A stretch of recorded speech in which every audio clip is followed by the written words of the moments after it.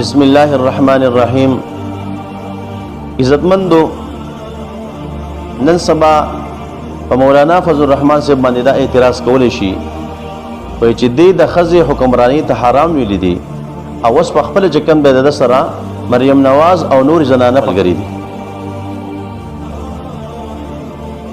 نو زه د دې په جواب کې دا خبره کوم، اول نمبر به تاسو دا ثبوت راوړئ چې مولانا فضل الرحمن سے په کم وخت کې ویلي دي او کله ویلي دي چې د ښځو حکمرانی حرامه ده. د دې به تاسو ثبوت باقاعده د هغې د خولې راوړئ. دویم نمبر، مریم نواز ده او که نور څوک دي، هغوی چې کوم دی د ملک مشران نه دي، نه وزیر اعلی او نه وزیر اعظم په دې عهدو باندې نه دي او نه د صدر په عهدو باندې دي. نو لہذا که مولانا صاحب حرام ویلی اول خو به ثبوت راوړئ.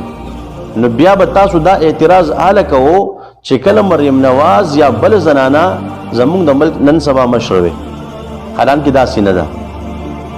بله خبره داسې ده که مریم نواز ده او که بل او که بله ده، هغه مولانا فضل الرحمن صاحب چې کوم دی هغه د پالټۍ مشره کړې نه ده او نه مولانا فضل الرحمن صاحب چې کوم دی هغه دغه ځای ته رارسولې ده، بلکې هغه ورته بل او بل وله اوټ ورکوي. ستا په اوټونو باندې دې ځای ته رارسي، ته چې وله اوټ نه ورکوې هېڅکله دلته مخکې نشي راتلی. نو لہذا دا اعتراض په ځان وکړه، ځان ته چې کوم دی دا خبره وکړه چې دا اوټ زه نه ورکوم، بل نه ورکوي، بل نه ورکوي، ولې به چې کوم دی دا مخکې رسي؟ دا خو ستا په اوټونو باندې مخکې رسي او بیا راځه اعتراض په مولانا صاحب باندې کړي او بل نه مولانا صاحب سره ولاړئ. نو مولانا صاحب ورته دا نه وایي چې زما خواته ودرېږه، زما خواله راشه، بلکې نواز شریف هغه چونکې بهر دی، نو د هغې د وجې چې کوم دی دا د خپل پارټۍ په مشرۍ کې د هغې مشري کوي یو طرف ته، نو ځکه چې کوم دی دلته ودرېږي.